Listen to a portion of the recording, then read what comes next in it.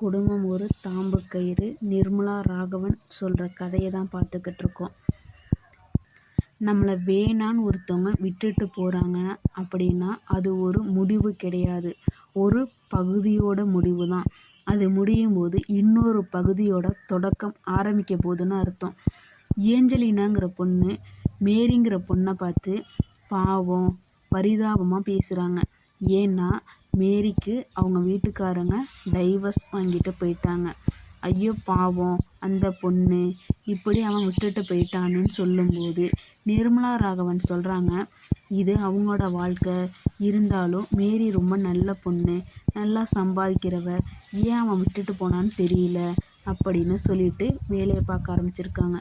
மறுபடியும் சில நாள் கழித்து ஏஞ்சலினா சொல்லியிருக்காங்க, என் வீட்டில் நிறைய வேலை இருந்துச்சு, என் ஹஸ்பண்ட் என் கூட இருந்திருந்தாங்கன்னா கண்டிப்பாக நாங்கள் பாதி வேலையாக பார்த்துருப்போம் அப்படின்னு சொல்லும்போது நிர்மலா ராகவன் சொல்கிறாங்க, ரிலேஷன்ஷிப் தேர் ஓன் ப்ராப்ளம் அப்படின்னு சொல்லிட்டு பெருமூச்சு விட்டாங்களாம்.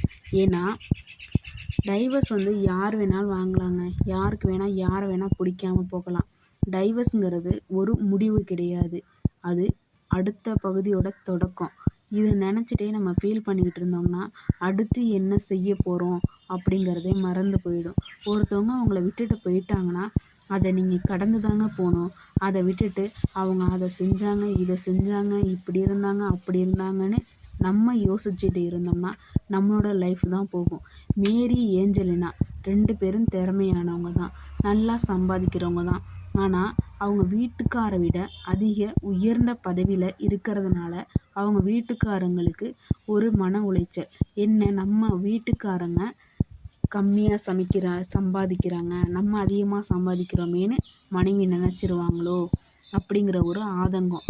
அதன் விளைவு தான் டைவர்ஸ் வாங்கிட்டு அவங்க வாழ்க்கையை அவங்க பார்த்துட்டு போயிட்டாங்க. இப்போது அவங்கள நினச்சி நம்மளோட எய்ம், நம்மளோட குறிக்கோள், நம்மளோட வேலையை விட முடியுமா? நம்ம எப்படி இருந்தாலும் ஏற்றுக்கிட்டு கம்மியாக சம்பளம் வாங்குகிறோம், அதிகமாக சம்பளம் வாங்குகிறோம் அப்படின்னு இல்லைங்க. நம்மளோட மனசை மட்டுமே நேசிக்கிற ஒருத்தவங்க கிடைச்சா மட்டும்தான் நம்ம லைஃப் நல்லாயிருக்கும். அதை விட்டுட்டு அதை நினைக்காதவங்க, நம்மளை விட்டுட்டு போனவங்கள நினச்சி ஃபீல் பண்ணுறதுல எந்த பிரயோஜனமும் இல்லை.